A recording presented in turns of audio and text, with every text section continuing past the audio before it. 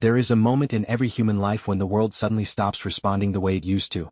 A moment when your silence speaks louder than all your explanations, and your absence reveals more truth than your presence ever could. Why does everything shift the instant you withdraw? Why does the energy in the room rearrange itself the moment you stop chasing, stop responding, stop offering pieces of yourself to those who never learned how to hold them? Jung believed that the psyche is always waiting for you to return to yourself. And the moment you stop running toward noise, the real begins to emerge from the shadows. But that raises a deeper question: what exactly appears when you stop moving? And what hidden forces begin to rise in that silence? Most people think they are afraid of being ignored. The deeper fear is this: being left alone with their own unconscious. The psyche is not passive. It speaks in symbols, dreams, impulses, synchronicities. And when you stop distracting yourself with emotional reactions, you finally hear what has been calling you all along. This is the beginning of individuation, the slow, subtle, sacred journey toward becoming whole. Jung said that everything that irritates us in others reveals something unhealed in ourselves. So when you withdraw, when your silence replaces the predictable reactions others depend on, something remarkable happens. Their discomfort exposes your shadow. And theirs. People who depended on your emotional availability feel suddenly unanchored. Those who controlled you through guilt begin to panic. Your silence becomes a mirror, and the reflections are never flattering. But here is the loop that will follow you forward. What if the discomfort you feel when you stop chasing isn't abandonment, but birth?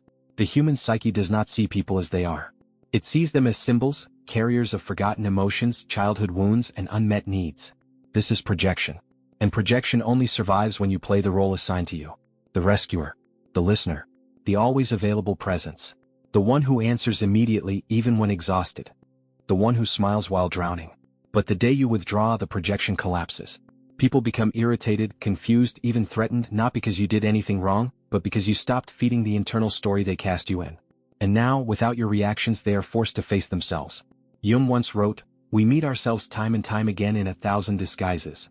Those disguises fall apart in your silence." Here lies a difficult truth: your withdrawal is not punishment. It is revelation. Yet this revelation leads to another question that will haunt you until answered: if the roles fall away, were you without them? Silence is treated as emptiness in the modern world. But Jung saw it as the birthplace of consciousness. When you stop reacting, the psyche reorganizes itself. The energy you once scattered through arguments, explanations, and emotional labor returns home. For the first time in years, you feel the faint outline of your real self taking shape beneath the rubble of your roles. And then, in the quiet, you confront the figure Jung considered the most transformative. The shadow, everything you rejected, minimized, abandoned, or feared within yourself. Your impatience, your anger, your longing, your grief, your desire for meaning. These are not flaws. They are invitations. But most people run from this encounter. They drown it in noise, in distraction, in availability. Yet in the absence of chasing, the shadow steps forward, not as an enemy but as a guide. Individuation begins when you stop trying to fix the world around you and instead ask the question no one teaches you to ask. What is trying to rise within me? And so the loop closes, revealing the final truth: when you stop chasing, you don't lose the world. You finally meet yourself. The irony of the inner journey is that the moment you stop offering yourself to everyone, the world reveals who was ever truly with you. When you stop chasing approval, genuine connection becomes visible. When you stop reacting, manipulation dissolves. When you stop explaining yourself, your presence deepens. When you stop abandoning yourself, life begins to respond in a new language, one built on authenticity instead of fear. Jung believed the soul grows in silence.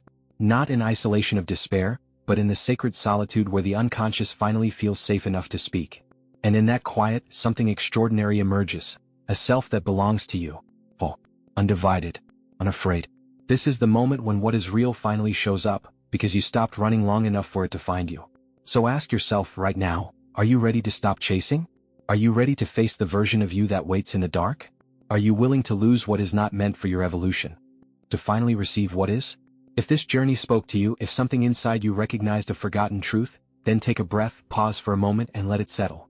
And when you're ready, subscribe to the channel so this path of inner awakening continues with you. There is much more waiting in the depths. Your real life begins the moment you stop running from yourself. Thanks for watching.